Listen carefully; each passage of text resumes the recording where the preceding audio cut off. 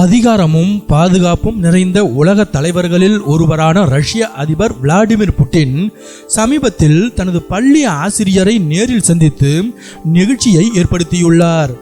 அவர் பதுங்கு குழிகளில் ஒளிந்திருப்பதாக பரவிய வதந்திகளுக்கு மத்தியில் இந்த அன்பான சந்திப்பு அரங்கேறியுள்ளது.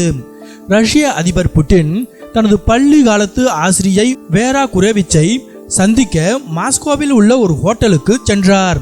கையில் ஒரு பெரிய பூங்கத்தோடு சாதாரண மனிதரை போல அவரே காரை ஒட்டி கொண்டு சென்றார். தன் பழைய ஆசிரியரை கண்டதும் ஒரு நாட்டின் அதிபர் என்பதை மறந்து ஒரு சாதாரண மாணவனாக அவரை ஓடி சென்று அன்போடு கட்டிப்பிடித்து கொண்டார். ஆசிரியையும் அவரது கன்னத்தில் முத்தமிட்டு நலம் விசாரித்து தனது பாசத்தை கொட்டினார்.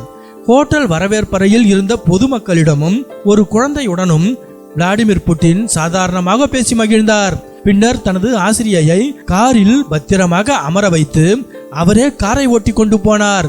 கிரெம்ளின் மாளிகைக்கு அவரை அழைத்து சென்று அவருடன் அமர்ந்து அன்போடு இரவு உணவு சாப்பிட்டார். அதிபர் புட்டின் உலகில் இருந்து தனிமைப்பட்டு விட்டார் என்ற மேற்கத்திய ஊடகங்களின் வதந்திகளுக்கு இந்த நிகழ்வு முற்றுப்புள்ளி வைத்துள்ளது. எவ்வளவு பெரிய உயரத்திற்கு சென்றாலும் கற்றுக் கொடுத்த ஆசிரியரை மறக்க கூடாது என்பதை இந்த நிகழ்ச்சியான வீடியோ காட்டியுள்ளது.